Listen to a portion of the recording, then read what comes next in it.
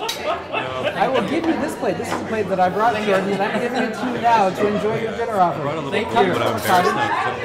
Near Morin Heights, in the Laurentians, where we had our place for about 20 years. It was in the house when we claimed it, and when we left, I was so sad to leave the cottage that I took the plates with me. So it's a plate that I carried with me from Montreal to New York, to Portland, Maine, to Los Angeles, back to Portland, in storage for a year, and then to Montreal. So I hope you enjoy eating off of it. No, that's very moving for me to see you all here. And so thank you. I'm really grateful that you came and that you're participating, and hopefully that you're eating some of this food. Et c'est des assiettes ordinaires élaborées sur l'assiette comme paysage. No worries.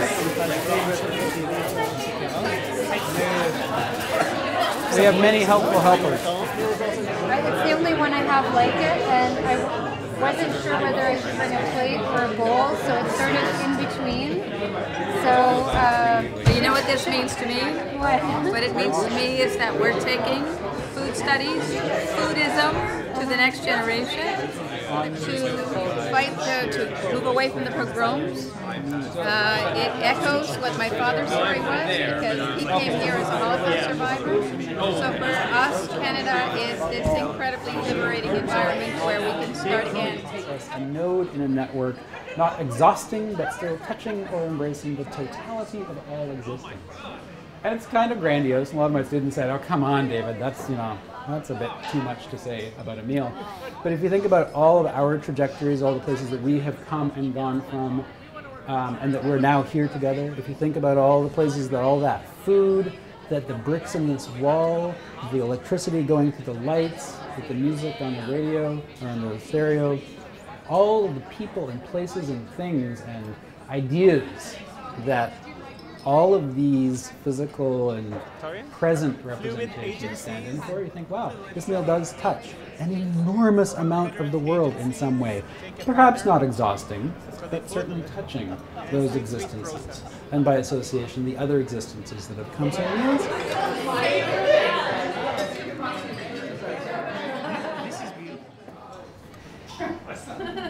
But they're also something that we do absolutely every day, right? Many of us eat 2 or 3 meals a day.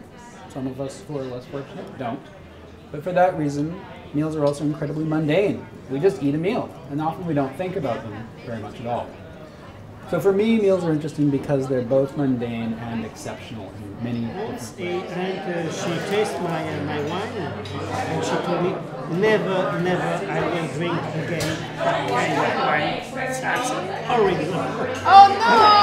I was very Very much I make enough to have for a year. is about how things are simultaneously normative and perhaps performative, and that it's worth paying attention to the little pieces of what's going on in order to maybe see things around us a little bit differently. Multiple realities.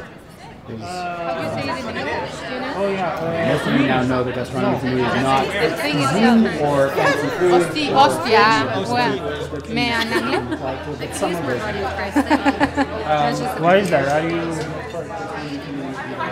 Grab your plates or your plate that was given to you and come to the counter. There's a vegetarian option and a non-vegetarian option. But as with the first dish, it's basically the same thing. So imagine the two realities. And you're about to eat hen becoming if you read your menus. What?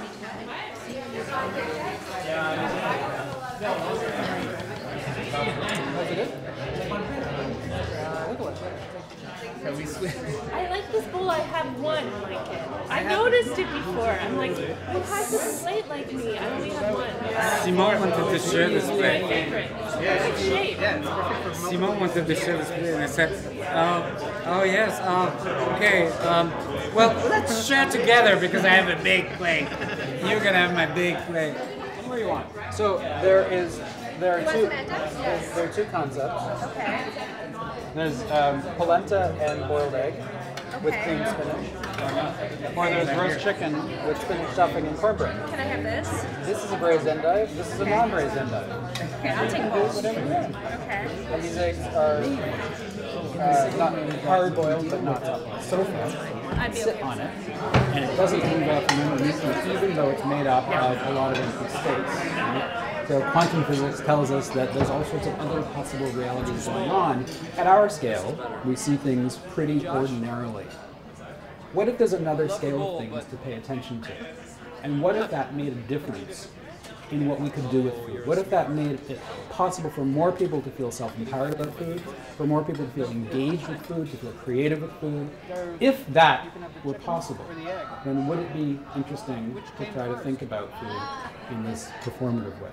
I think it is, and that's why I'm doing all this stuff.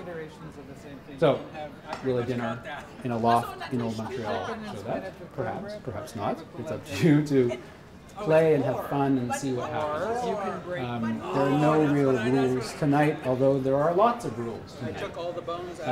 And one of my questions for you is, why are you doing what you're doing right now? Why are you standing looking at me instead of letting me do it? I deboned it. It's like what you did with the duck. Yes, but we swore we would never. I've been actively making for about 2 weeks, but I've been planning and designing and thinking for about 4 or 5 months. You've also like color coordinated like a certain penton range here between kind of like. Yeah, it's food color. It's not like it's fine, right? Yeah. One way of talking about things. Yeah, no, it's actually just pink. It's quite cooked. This chicken looks beautiful. I'm going to be the non-vegetarian tonight. I call myself a promiscuous vegetarian. Yes, that's a good way of doing it. So in environments like In environments like this, it's like, well, you know. I get to take advantage of Exactly. But this, yeah, exactly. And my brother's a philosopher who writes about stuff, and I thought, oh, David is reading the same people my brother has read and used, and all of that is really interesting, and for me, very strange. But well, because there's David using a language that, with comfort, that he didn't use and didn't much care about 10 years. Well, until he went to Italy. Are you going to do more talking? As much of it is necessary because we're humans and we need to know how to behave at the dinner table. But we also should feel perhaps creative, empowered, free enough to do whatever the hell we want at the dinner table, provided nobody gets too hurt. Maybe. And maybe that could be a clue about how to proceed with the rest of the world. So I've chosen the meal as a tool to talk and show. But Anka got I think they really care. They really want you to eat well. But Anka got a little bit frustrated by the Italians. Okay, now we're going to go to this place on the Amalfi Coast to get these particular kind of peppers. Then we're going to go to this granita stand in Rome, and then we're going to go to this organic store to get this particular lentil thing. Anka's like, I want to see the tourist things. That you might not otherwise. That's my question. So I've just framed this meal for you. I told you what it is. It's a meal. It's a dissertation. It's mundane. It's ordinary. That's sort of necessary because I had to get you here and I had to tell you some stuff and I've got to go through a process because this is important to me. But it's also now for you to unframe it if you want. You can sit down and have dinner and enjoy the dinner and that's it. You can play. I invite you to play a lot. There are things on the table to play with. There are things over here to play with. There are a lot of human things in this room that you can play with. You don't need to follow the rules that you might feel that you're following. If you are following rules, ask yourself why. Ask each other why. Ask me why. Ask why when you're not doing something. Play and see what happens. Because for me, that's what research is. That's what performance is. It's doing stuff and seeing what happens. It's not anything particularly complicated. The one thing I will say is, before we sit down at the table, I'm going to ask you to consider your plate very carefully. I asked you all to bring a plate. And I'm going to ask you to give that plate to someone else who's here. And tell them a little bit about that plate. And then they will eat their meal off that plate, and you can reclaim it at the end of the meal. May I taste it? Nice to meet you. And scene.